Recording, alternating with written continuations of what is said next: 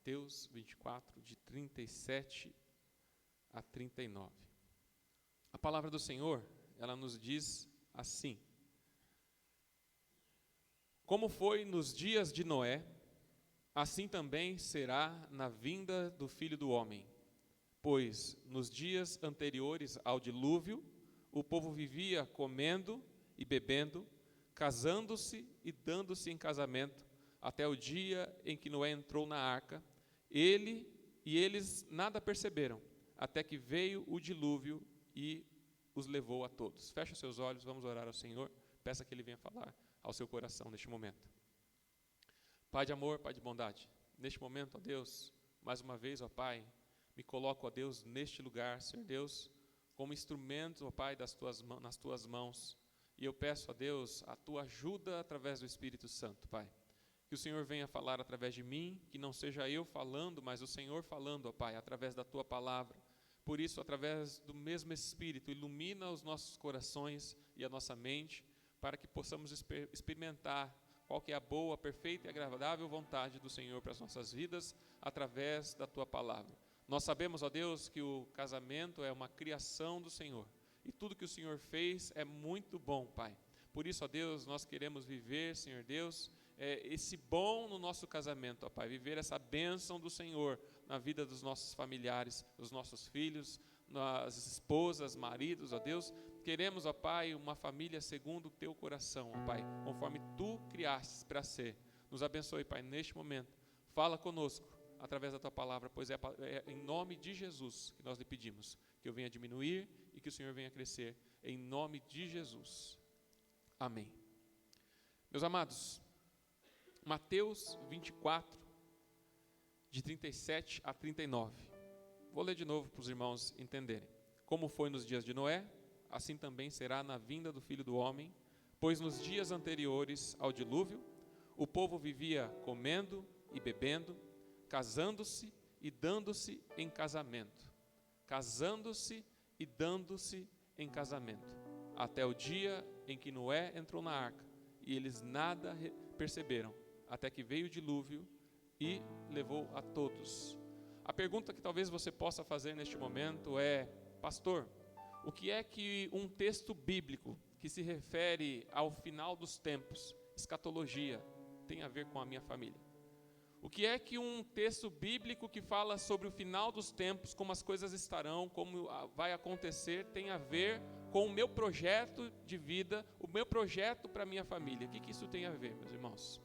Meus amados, quando nós falamos sobre Mateus 24, realmente nós estamos falando sobre escatologia. E quando nós estamos falando sobre escatologia, escatologia significa o fim de todas as coisas. O fim, o tempo do fim. É sobre isso que fala a escatologia. E nós podemos perceber aqui, meus irmãos, que ele está falando sobre casamento também, não é mesmo? E que infelizmente o que nós temos visto em muitos casamentos hoje, inclusive nos casamentos cristãos, é o fim. É o fim de todas as coisas. É o extermínio da família. É o fim da família. É por isso que hoje, meus irmãos, e no domingo que vem, nós vamos falar sobre casamento, divórcio e novo casamento. O que é que Deus tem a dizer sobre isso? E nós vamos dividir então em duas partes. Vamos colocar uma para hoje e uma para domingo que vem de manhã, para que os irmãos possam estar sabendo aquilo que Deus tem para a vida de cada um dos casamentos e da família. Então, meu irmão, eu sugiro neste momento, você que está pensando em namorar, você que está pensando em casar, você que está pensando em divorciar, não perca essas mensagens, para que você entenda bem o que é que Deus tem de projeto para você no namoro, o que é que Deus tem de projeto para você no casamento, e o que é que Deus pensa a respeito do divórcio.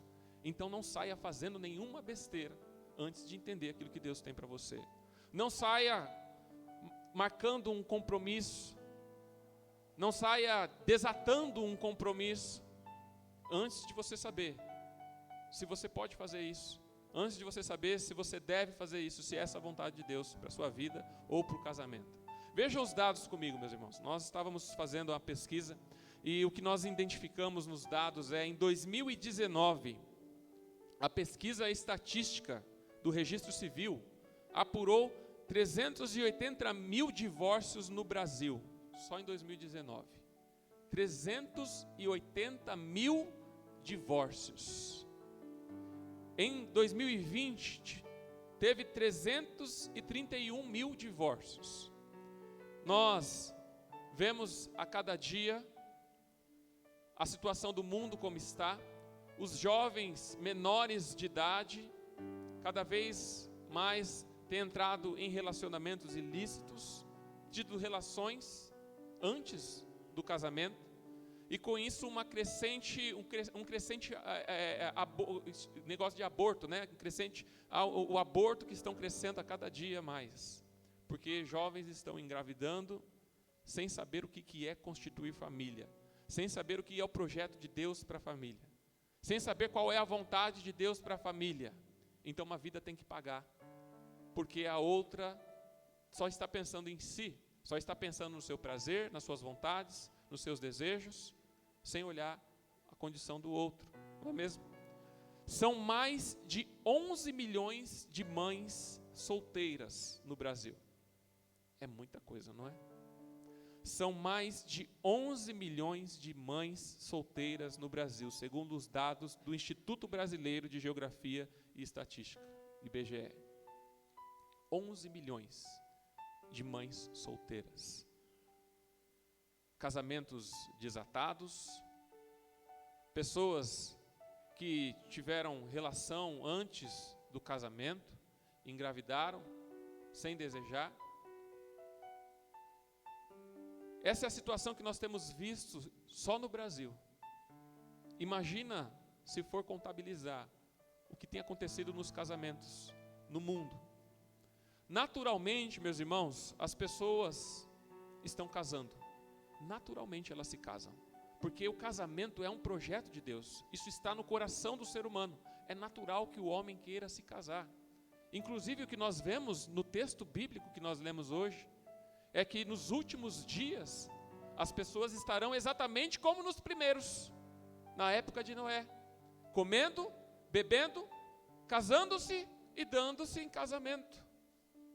Continuará as mesmas coisas nos últimos dias, mas o panorama do que nós estamos trazendo hoje é que, apesar de as pessoas estarem se casando naturalmente, claramente, meus irmãos, os números que nós apresentamos para os irmãos estão nos mostrando, nos revelando que os desafios que temos nos nossos casamentos, as pessoas não estão preparadas para se casar. Os números mostram que as pessoas naturalmente estão se casando, mas psicologicamente não tem condições nenhuma para se casar. É por isso que muito casamento não dá certo. Claramente os números mostram que não estamos preparados para os desafios que teremos que enfrentar no relacionamento a dois. Não estamos preparados, muitos não estão. Infelizmente, isto acontece até mesmo dentro da igreja. E os divórcios que antes não se ouvia falar dentro da igreja, hoje estão se ouvindo falar. Na época dos pais, quase não se ouvia falar em divórcio. Dos avós, então, abominação dentro da igreja. Hoje, pastores estão se divorciando e casando novamente, dando exemplo, dando mau exemplo para as suas ovelhas. Até dentro da igreja nós estamos passando por essa dificuldade hoje, meus irmãos. Mas sabe por quê? Porque estamos vivendo os finais dos tempos. Sabe, nós falamos sobre igrejas cheias, igrejas onde todo mundo vai lá e levanta a mão e glória a Deus e está tudo lotado. Mas estão cheios de pessoas cheias, igrejas cheias de pessoas vazias. Sabe por quê? A Bíblia é clara, nos últimos tempos não haverá um grande avivamento, haverá uma grande apostasia. A Bíblia é mentirosa? A Bíblia não mente. E por que as igrejas estão tão cheias? A Bíblia está mentindo? Não, a Bíblia não está mentindo. É só você entrar nas igrejas e você vai ver a quantidade de divórcios que há, a quantidade de adultérios dentro da igreja, a quantidade de mães solteiras, porque os maridos abandonam, maridos que dizem ser cristãos, mulheres que se dizem ser cristãos e abandonam a sua família, abandonam seus filhos, vão embora e vão curtir a vida. Mas sabe por quê? Porque as pessoas vão à igreja hoje para se sentir bem. E quando chega na igreja e ouve um pastor pregando a palavra de Deus, pregando a verdade que confronta, que nos chama a retroceder, a pessoa fica chateadinha, a pessoa fica mal. É por isso, meus irmãos, que muitas igrejas que pregam a verdade estão vazias, por causa da apostasia dos últimos tempos. Olha o que Paulo diz a Timóteo, em 2 Timóteo 4, de 2 a 3.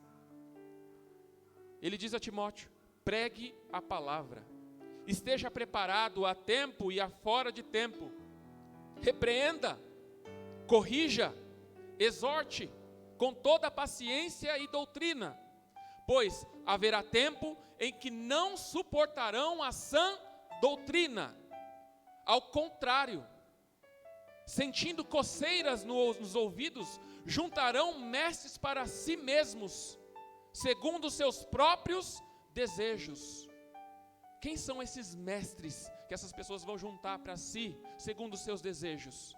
Se eu quero uma igreja que prega para mim algo que vai engodar a minha alma, que Deus vai fazer, e Deus vai abençoar, e Deus vai dar, é para lá que eu vou.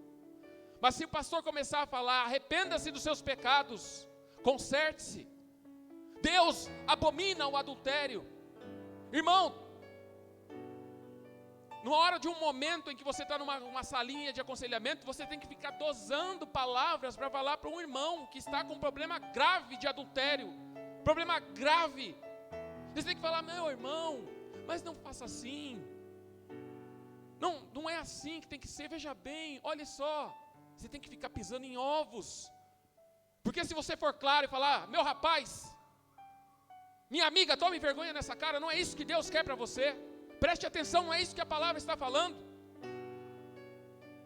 Você está sendo um egoísta, está pensando só na sua vida, não está pensando nos seus filhos, não está pensando na sua esposa, e muito menos no Deus que você diz que você serve. A pessoa sai chorando: eu vou sair dessa igreja? O pastor falou comigo e ele... As pessoas estão procurando líderes que elas ouçam e falam: glória a Deus, é isso mesmo, mas o adultério continua. Glória a Deus, é isso mesmo que ele está falando, mas a pornografia continua na casa. Glória a Deus, eu vou ganhar um carro, eu vou ganhar uma casa, eu vou vencer. Mas o pecado não quer largar, o pecado não quer deixar, servir a Deus não quer, se sacrificar não quer, buscar não quer. Eu quero Deus, mas eu não quero buscar. Eu quero Deus no meu lar, mas eu não quero pagar o preço. Eu não quero pagar o preço. É por isso que muitas igrejas que pregam a verdade estão vazias, e igrejas cheias com pessoas vazias, porque nos últimos tempos estão buscando líderes que falam aquilo que querem ouvir, não aquilo que precisam ouvir segundo a palavra de Deus. E o casamento não vai bem, e a vida espiritual não vai bem. Nós falamos domingo passado, Deus colocou Adão e Eva no jardim para cultivarem, e era muito bom cultivar sem o pecado, sem a dificuldade, mas quando o pecado veio, as plantas começaram a produzir espinhos e abrolhos. Deus colocou Adão e Eva num lugar seguro, num lugar de comunhão entre Deus e o homem com o homem. Mas quando o pecado vem, o que é que acontece? Separação entre o homem com a mulher, entre o homem com Deus. As plantas começam a produzir espinhos, começam a virar ervas daninhas. Deus colocou o ser humano para cultivar no jardim, a sua família também, cultivar a comunhão com Deus, cultivar a comunhão com o marido, com a esposa. Mas com o pecado isso se tornou mais difícil, ficou mais difícil, com espinhos e abrolhos não só nas plantações, mas nas nossas famílias também, porque é isso que o pecado faz, meus irmãos. Por que é que o número de divorciados cresce também na igreja? Muitas pessoas vão à igreja para se sentir melhor, não para viverem o evangelho de fato. Esse que é o problema. As pessoas vão na igreja para se sentir melhor. Qualquer coisa que se fala é motivo para a pessoa sair. Por que é que os casamentos cristãos estão acabando? Simplesmente porque uma das partes, ou as duas, deixaram de ouvir a voz de Deus. É simplesmente isso. É por isso que um casamento acaba. Porque uma das partes, ou as duas, deixaram de ouvir e fazer a vontade de Deus. Não há mais comunhão, nem um com o outro, e nem com Deus. Não há mais transparência no casamento. Falta unidade, egoísmo, individualismo, falta de perdão e falta de amor. E quando nós falamos em amor, muitos casamentos a pessoa vem falar: olha, pastor, acabou o amor. Como assim acabou o amor? Acabou. Deixa eu te falar uma coisa. O amor é algo que você vai tratando. E conforme você vai tratando, você vai conquistando, ele vai aumentando. Te pergunto, você acha que o amor que eu tenho pela minha mãe acabou? E por que não acaba? É porque ela é minha mãe? É por causa do carinho? É por causa do amor? É por causa da reciprocidade, tanto dela quanto para comigo. Faço bem, independente de receber o bem. Uma hora, aquilo vai sendo tratado com respeito, carinho, transparência. Quando o casamento vai mal, a transparência também acaba. Nós somos chamados para sermos transparentes, um livro aberto, e dentro do casamento não há transparência. O marido coloca a senha no celular, a mulher coloca a senha no celular, ninguém sabe a senha do outro, ninguém sabe. O marido começa a errar, começa a levar o celular para o banheiro, começa a levar o celular para qualquer lugar para não deixar a amostra da esposa, para não deixar a amostra do esposo. Porque tem coisas ali que ele não deve ver, tem coisas ali que ela não deve ver. Falta de transparência no casamento. Deixa eu te falar uma coisa, meu irmão. Deixa eu te falar uma coisa, minha irmã. Muitas vezes os problemas podem ser identificados no namoro. Sabe? Tem muita gente querendo casar num tempo como esse que nós estamos vivendo, aonde há muitos divórcios, aonde as famílias não estão conseguindo se entender. E você identifica isso muitas vezes dentro do namoro. Sabe por quê? Porque às vezes não há transparência. Não há transparência. As pessoas dizem: eu quero casar para ser feliz. Está errado. Ninguém casa para ser feliz. Você não casa para ser feliz. Quem te disse isso? Quem te falou isso? Deixa eu te fazer uma pergunta. Uma pessoa que fica doente, que pega aquela doença chamada ELA. Você já ouviu falar daquela doença chamada ELA? É aquela doença que o corpo vai se degenerando. E a única coisa que sobra é a mentalidade da pessoa. Ela sabe tudo o que está acontecendo e ela só consegue se comunicar pelos olhos. Não se movimenta, não fala, pensa, continua amando, continua sentindo, continua vendo, mas não consegue se comunicar, não consegue se mexer. Deixa eu te fazer uma pergunta. Que condições uma pessoa que tem ela tem de te fazer feliz? Que condições uma pessoa numa cadeira de roda, sem movimentos, ou numa cama paralisada, que mexe só os olhos, quando você fala, responde, olha para o lado, e a pessoa olha, você me ama, olha para o outro, a pessoa olha. Que condições uma pessoa dessa tem de te fazer feliz?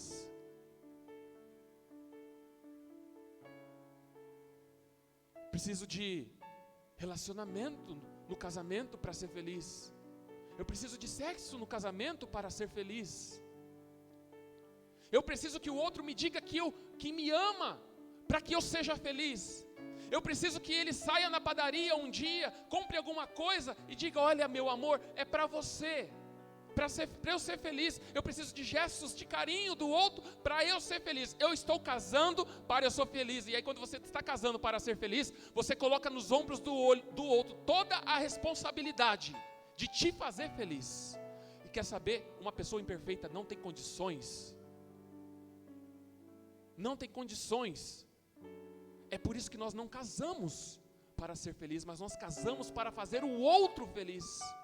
Sabe por quê? Porque quando aquele sujeito ou aquela mulher estiver lá naquela cama, paralisado, e você tem que todos os dias ir lá e trocar a fralda dele, com sujeira, com a urina, com as fezes, você faz aquilo com carinho, você faz aquilo com dedicação, você faz aquilo com amor. Sabe por quê? Porque você decidiu amar, não esperou que o outro fizesse por você, você decidiu amá-lo. Quantos não caem numa cama com um AVC e ficam paralisados? Que condição essa pessoa tem de fazer feliz? Mas os jovens estão casando hoje com essa mentalidade: eu vou casar para ser feliz, e eu coloco sobre a responsabilidade do outro, sobre o ombro do outro, essa responsabilidade. Quando é você que tem que casar para fazer o outro feliz, porque pode acontecer de que o outro venha cair numa cama e ele não tenha condições nenhuma de te fazer feliz, mas você, diante de Deus, diante do homem, prometeu o quê? Amá-lo, respeitá-lo, cuidar dele, na saúde ou na doença, na alegria e na tristeza. Aí vem a doença, a gente pula fora. Por quê? Porque agora ele não tem mais condições, é um objeto, se tornou um objeto, é o meu objeto de prazer. Se não está servindo, se está quebrado, eu jogo fora. Fazer as minhas vontades, se não pode fazer, então tchau. O que quer dizer essa promessa para você? O que isso quer dizer? Amar e respeitar. É você que está prometendo, o outro também está prometendo, tem a parte dele também, mas você não tem que cobrar ele, é você. É você, foi você que prometeu. Se o outro não está cumprindo a parte dele, cumpra a sua. Eu vou amá-lo, eu prometo amá-lo, eu prometo respeitá-lo, na alegria ou na tristeza, na doença ou na enfermidade. Como é que está o teu casamento hoje? Está alegre? Está feliz? Se está, glória a Deus. E se algum dia não vier estar? Você vai abandonar tudo? Porque agora não está mais do jeito que era antes? Porque já não está tão feliz como era antes? Na alegria ou na tristeza? Na saúde ou na doença? Até que, o quê? Até que a morte nos separe. O problema é que jovens hoje estão querendo casar para serem felizes. Eles não estão vendo o que está acontecendo no mundo. Não estão olhando o que está acontecendo na igreja. Muitas vezes chegam jovens dentro da igreja, começam a namorar cristão, e acham que porque é crente vai ter um casamento feliz. E quando menos espera, dentro da própria igreja, o sujeito é pior do que a pessoa que está lá fora. Adultera, com uma, com duas, com três. O sujeito é um cafajeste, dentro da igreja. Aí a pessoa vem para a igreja e fala: vou arrumar um crente agora. Vou arrumar um crente que eu preciso casar. Coitado, né? É por isso que Deus precisa estar no controle do teu namoro. É por isso que Deus precisa estar no controle do teu casamento, porque você pode arrumar um baita de um problema para a sua vida. E uma vez que você casou, o casamento é para sempre, até que a morte o separe. Deus diz: eu abomino o divórcio. Eu abomino o divórcio.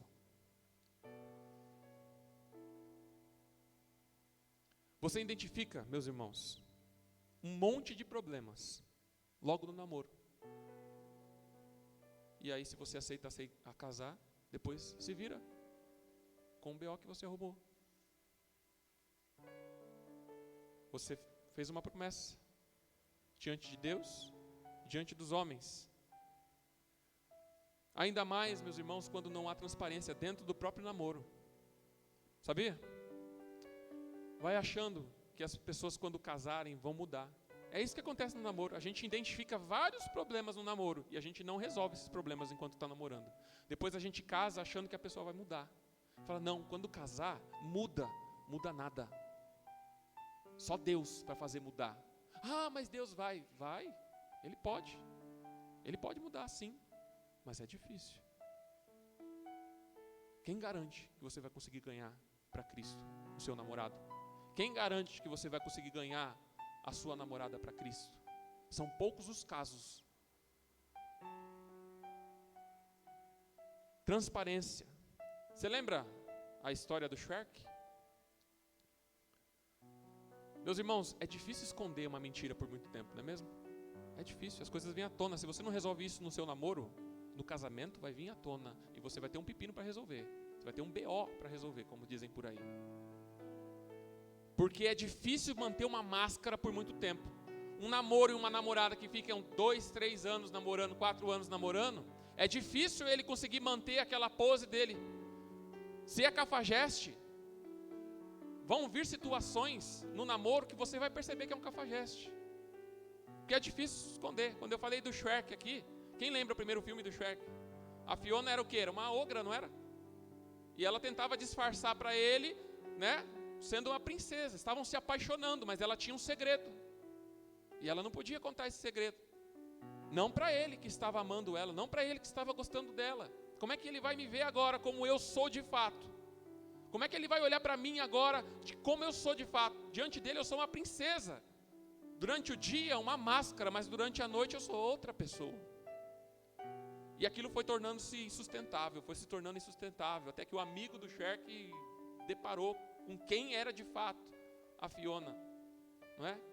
Uma ogra.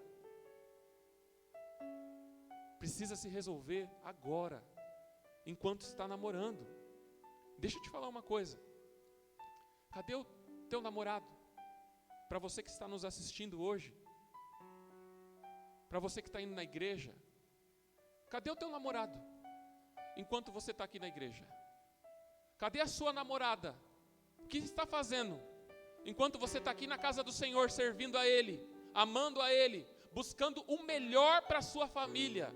Onde é que está o seu namorado neste momento? Onde é que está a sua namorada neste momento? Ai, pastor, é que hoje, todo domingo fica tão cansado, aí ele não vem para a igreja, tem domingo que vem, tem domingo que não vem. Ah, tem domingo que vai jogar, vai jogar videogame, vai para o futebol de domingo. Cadê o seu namorado, cadê a sua namorada de domingo? Ah, mas quando a gente casar, ele vai me acompanhar todos os dias para a igreja. Vai sonhando que vai. Vai esperando. Ah, não, mas quando a gente casar, ele muda, porque aí a gente vai junto, aí ele vai largar a saidinha dele com os amigos de domingo. Vai esperando. Se você não acertar isso agora, esquece. O namoro serve para isso, para se identificar se casa ou não. Isso dá para conviver? Dá, então beleza, vamos embora. Isso não dá para conviver? Não vai mudar? Então não dá. Não dá certo. Ah, mas ele vai mudar quando ele vier para a igreja, ele vai se converter, tá? Deus queira, mas é difícil. Depois casa, e o que nós vemos hoje é o quê? Casou, relaxou mais ainda, marido vai para a igreja, mulher fica em casa.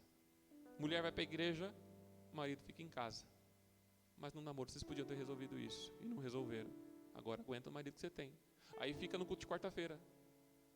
Pastor, meu marido não quer ir para a igreja.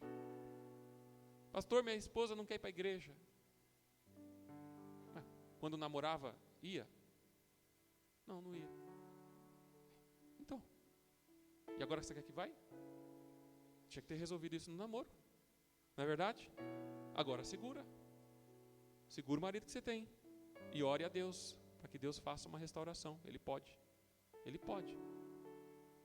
Deus pode mudar o casamento, Deus pode mudar uma pessoa. Mas se no namoro você tem condições de observar isso e fugir desse problemão de ter que ficar na igreja clamando pela sua família, uma coisa que você pode resolver no namoro, resolva já. E aí, está comigo ou não está? Vamos ou não vamos? Nosso casamento vai ser assim, eu servindo a Deus e você em casa. Nosso casamento vai ser assim, eu servindo a Deus e você com os amigos. De domingo, futebol, videogame. Esse vai ser o nosso casamento? A Sara, meus irmãos, sabe o que ela disse para mim? Às vezes ela pega no meu pé. Às vezes eu não quero ir em algum lugar com ela. Ah, vai você. A resposta que ela me dá é, eu não casei para ficar sozinha. Aí já dá aquelas quebradas de perna, né? Então tá, então vamos. Ah, mas vai ter a festa lá do fulano de tal. Aí vai você, eu não vou. Não casei para ficar sozinho. E é isso. O que é que você quer no seu casamento? O que é que você quer para o teu casamento, você que está namorando? Comece a construir isso agora. Não deixe para construir depois que casar. Comece a buscar a pessoa de Deus agora. Não comece a buscar depois que casou e já está tudo certo. A oportunidade de avaliar isso é agora, no namoro. No namoro você consegue avaliar perfeitamente se a pessoa de fato ama a Deus ou se está disposta a servi-lo com você. Ou se vai ser aquele marido ou mulher que não vai parar, que não vai parar de ir na igreja. Né? Você vai parar de ir para a igreja e vai acompanhar você. Mesmo no namoro, há horas que a máscara cai.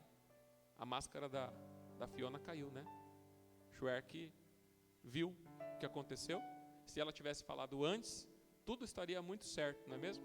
Mas ela deixou para falar quando tudo já estava aquele romance no ar. E ali Schwerk se sentiu enganado, se sentiu traído. Mas graças a Deus, assim como aconteceu também no desenho, também acontece na família, né? Houve ali uma restauração e os dois se casaram. E há também, Deus pode fazer uma restauração no seu casamento. Se você casou sem pensar nessas coisas. Poxa vida, pastor, você está falando isso agora. Quem dera de eu estar nessa igreja ouvindo essa mensagem há tantos anos atrás, quando eu comecei o meu namoro. Deus pode restaurar o teu casamento. Deus pode restaurar o teu namoro. Deus pode restaurar o teu marido. Deus pode restaurar a tua mulher. Onde está, meus irmãos? A palavra do Senhor diz: o que Deus uniu, não separe o homem. O grande sucesso em um casamento é ter os dois lados de verdadeiros servos de Deus, que amam e fazem a sua vontade. O grande sucesso do casamento são duas pessoas que se amam e que principalmente amam a Deus acima de tudo. A pessoa que ama a Deus acima de tudo e cumpre a vontade de Deus e faz a vontade de Deus, dificilmente, aliás, eu acho impossível se separar. Porque se você ama a Deus e você faz a vontade dele, a vontade de Deus é que o homem não se separe. A vontade de Deus é que o homem ame a sua mulher assim como Cristo amou a sua igreja, se entregando por ela. A vontade de Deus é que a mulher respeite o homem, que a mulher honre o seu marido, que a mulher honre a sua família. A vontade de Deus é uma família feliz, uma família que se perdoa, uma família que tem transparência, uma família que se arrepende, uma família que se humilha. É fácil? Não é fácil, mas se você faz a vontade de Deus, isso faz parte do teu casamento. É fácil pedir perdão pelos erros? Não é fácil. Mas uma vez que você ama a Deus, isso é indiscutível. Aquele que pertence a Deus deve perdoar. Da mesma forma que eu perdoar, eu serei perdoado. Se eu não perdoar, eu não serei perdoado. Perdão para o cristão não é uma questão de se eu posso ou não posso. É dever, você tem que perdoar, independente da situação. Faz parte. Ter transparência. Não viver uma vida de egoísmo ou individualidade dentro do casamento. E aí você pensa, poxa vida, minha esposa deveria estar aqui para ouvir isso. Não, você deveria estar aqui para ouvir isso. Porque depende de você. É a sua parte, independente se do outro está fazendo a dele ou não. É você fazer a sua parte, independente se o outro vai fazer a dele ou não. Uma coisa que a Sara pediu a Deus, e ela fala hoje nos testemunhos dela, ela falou, pai, eu quero um namorado, eu quero um marido que ame mais a Deus. Até mesmo mais a Deus do que a mim. Inteligente ela, sábia. Porque uma vez que você ama a Deus, você vai amar sua esposa. Uma vez que você se dedica a Deus e você cumpre a vontade de Deus, os mandamentos de Deus, sua família vai ser bênção. Porque você vai fazer aquilo que é a vontade de Deus, e a vontade de Deus é boa, perfeita e agradável. É simples assim, inteligentíssima. Mas Satanás está querendo colocar na vida das pessoas relacionamentos de pessoas que não amam a Deus, de pessoas que não se querem voltar para Deus. Aí depois casa e está com um problemão na mão, porque está você ali se dedicando a Deus, servindo a Deus, se humilhando, orando, buscando, perdoando, e o outro não está nem aí, não deve nada para ninguém. Mas nós devemos, e primeiramente a Deus. Esse é o grande sucesso do casamento. Meus irmãos, agora voltando ao texto de Mateus 24. Por que nós lemos o texto de Mateus 24?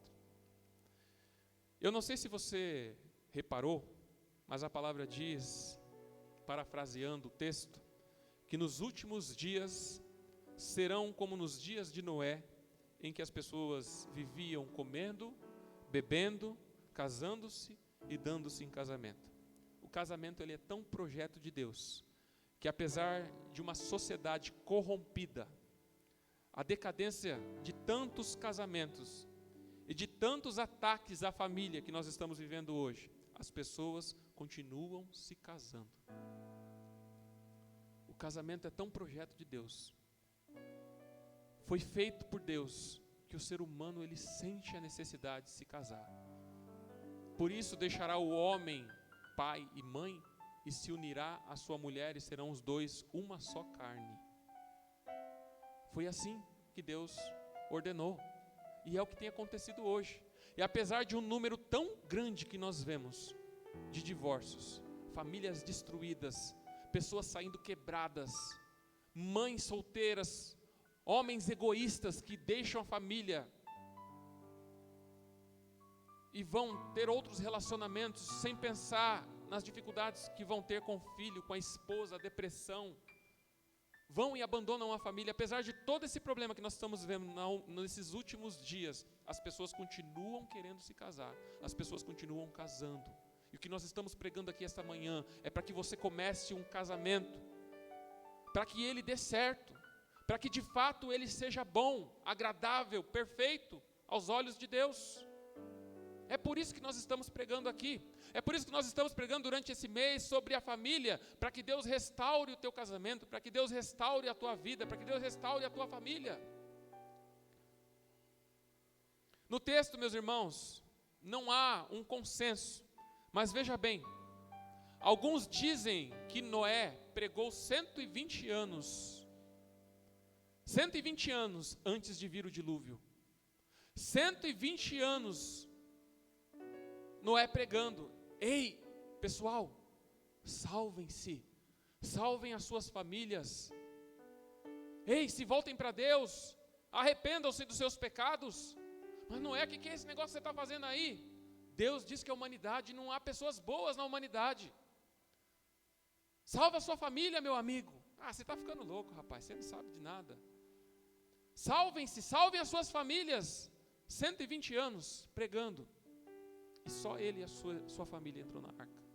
Só ele e a sua família entrou na arca. Por causa do egoísmo de alguns, todos pagam. Por causa de egoísmo de alguns, todos pagam. Quando há divórcio, todos são afetados, inclusive e principalmente as crianças. Deixa eu te fazer uma pergunta. A história de Noé, ela é fantástica, né? Quando a gente pensa na história de Noé, a gente vai ver logo aquele barcão, aquela arca bonita, né? Nos desenhos das crianças, com aqueles montes de animais de 2 em 2, casalzinho entrando na arca, um livramento maravilhoso. Aí Noé entrou com a sua família dentro da arca. E as famílias que não aceitaram a pregação de Noé, como ficaram? Haviam crianças na época do dilúvio? Haviam nenês de colo? Haviam pequenininhos como a Raquel, 5 anos de idade? Maiorzinhos como a Esther, 9 anos de idade, 10 anos de idade? Haviam crianças naquela época ou não haviam? haviam. Morreram afogadas com o dilúvio. A pergunta que eu faço para você agora é: a culpa é de Deus? Se Noé pregou 120 anos para que as pessoas se arrependessem, para que salvassem as suas famílias, e as pessoas não se voltaram para Deus, mas preferiram continuar no seu egoísmo, preferiram continuar nos seus prazeres, buscando tirar do outro tudo que o outro pode dar, para que ele seja feliz. Não se arrependeram dos seus pecados, não se humilharam, não pediram perdão. Agora a culpa é de Deus? A culpa de um casamento desfeito é de Deus? Ou de uma ou duas pessoas que não querem ouvir a voz de Deus para o seu casamento? Um pai egoísta, que só pensa em si, não sabe perdoar? Ou um pai ou uma mãe que não sente mais prazer no seu cônjuge e vai buscar prazer em outro? De quem é a culpa? É de Deus? Aí um filho cresce e ele paga por isso, né? Cresce com depressão, cresce sem o que é a imagem de um homem dentro do lar, ou uma mulher dentro do lar, mães que abandonam seus filhos. Eu já tenho falado para os irmãos que está terrível a escola. As crianças estão sofrendo depressão, crianças de 10, 12, 13 anos, estão deprimidas. E a culpa é de quem? Uma vez que o marido sai de casa e fala: eu vou viver a minha vida porque eu quero ser feliz, ele vai estragar a vida de outra mulher e estragar a vida dele também, a vida da família dele. E a culpa não é de Deus. Muitas crianças morreram naquele dilúvio. E a culpa, a família que não ouviu a voz de Deus. A família que não ouviu a voz de Deus. Morreram. Em um divórcio, toda a família sofre, inclusive as crianças, a curto ou a longo prazo. Às vezes você não vê o resultado no começo, mas você vê lá no final. E a culpa não é de Deus, meus amados. Também não deram ouvidos à pregação de Noé e à salvação que Deus tinha para a família deles. Se tivessem dado ouvidos à voz de Deus, nem precisariam entrar na arca para serem salvos. Deus pouparia a todos da inundação. Quer saber? Deus faria isso? Ele faria. Como é que você sabe? Você conhece Deus? Conheço através da palavra. O que é que a palavra do Senhor diz lá em Gênesis 18 sobre Sodoma e Gomorra? A palavra nos diz que o Senhor enviou anjos ali e Abraão estava ali na presença do Senhor. E os anjos foram lá para averiguar se tudo aquilo que estavam falando sobre Sodoma e Gomorra era realidade. Enquanto isso, o Senhor ficou com Abraão. E Abraão então aproveita a oportunidade. Ele diz: poxa vida, meu sobrinho Ló esteve o tempo todo comigo ao meu lado. Pessoa chegada, amada, conheceu a palavra. Não é possível que ele vai ser destruído. Tem alguém que eu amo lá. Tem alguém que é da minha família lá. E eu vou rogar a Deus para ver se eu consigo salvar a minha família, que está do outro lado. E que vai sofrer com o juízo de Deus. Então, Abraão pergunta a Deus: Senhor, desculpe, eu vou parafrasear, desculpe a minha impetulância, desculpe eu ser atrevido do jeito que eu sou, mas se houver ali 50 justos, o Senhor vai condenar a cidade toda por causa desses 50 justos? Deus olha para Abraão e diz: se houverem 50 justos, eu não destruirei a cidade. Abraão falou: meu Deus do céu, não deu certo, não consegui salvar a minha família. Mas não é possível. Ló está lá, não é possível. Preciso fazer alguma coisa. Senhor, me deixe falar, por favor, mais uma vez. Não se ire comigo. Mas se houver ali 45 pessoas, por causa dessas 5 pessoas, o Senhor vai destruir a cidade? O Senhor diz: olha, se houverem ali 45 justos, eu não vou destruir a cidade. Senhor, por favor, tem misericórdia de mim, mas deixa eu falar mais essa vez, por favor. Se houver ali 30, o Senhor não vai destruir a cidade? Não, Abraão, não vou destruir a cidade por causa dos 30. Senhor, meu Deus do céu, perdoa, mas se houver lá 20 pessoas, o Senhor vai destruir a cidade por causa desses 20? Não destruirei a cidade por causa desses 20. Senhor, eu prometo, é a última vez que eu digo, é a última vez que eu falo. Se houverem ali 10 pessoas, se houverem ali 10 pessoas, o Senhor vai destruir a cidade por causa dos 10? O Senhor diz, eu não destruirei a cidade por causa dos 10. Ele falou, ai, meu pai. O incrível é que Deus sonda o nosso coração. Ele entende o nosso clamor pela nossa família. E Ele envia ali aqueles 2 anjos, e aqueles 2 anjos vão para a casa de quem? A família de Ló.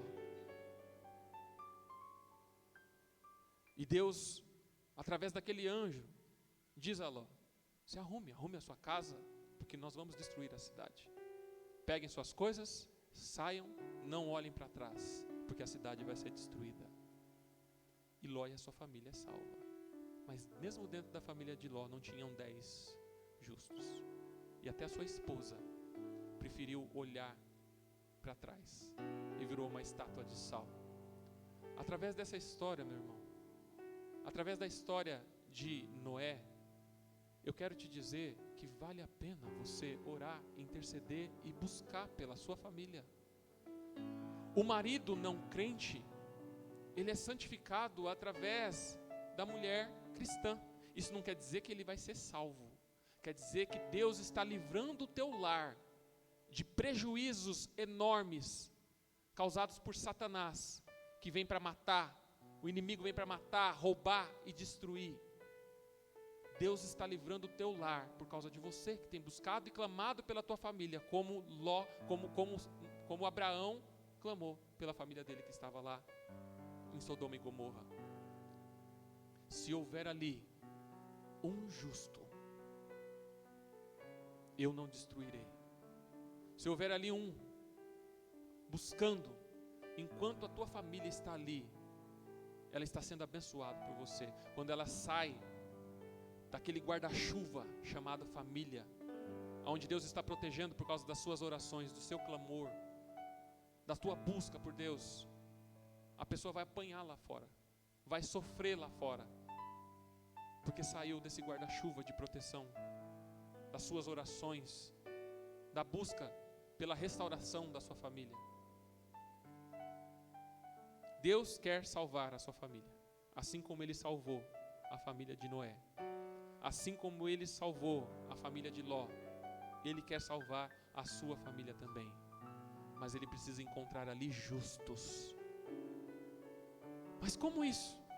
A Bíblia diz que não há um justo, nenhum sequer.